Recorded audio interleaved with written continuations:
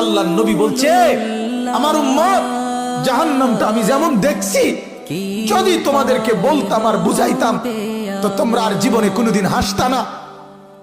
জীবনে আর কোনোদিন স্ত্রীর সাথে রাত্র কাটাইতা, জীবনে কোনোদিন জনপদে থাকতা না, বরং জঙ্গলে আর পাহাড়ে গিয়ে আশ্রয় নিতা, আর 24 ঘন্টা শুধু কান্তা জাহান্নামের ভয়ে। আমি যেটা দেখছি, নবীজি বলছে, লাউ তা'লামুনা মা আ'লামু লা দাহিকতুম কালিলা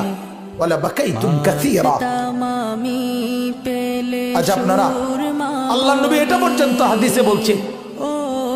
হাদিসের মধ্যে মিশকাতে এই কথা আছে,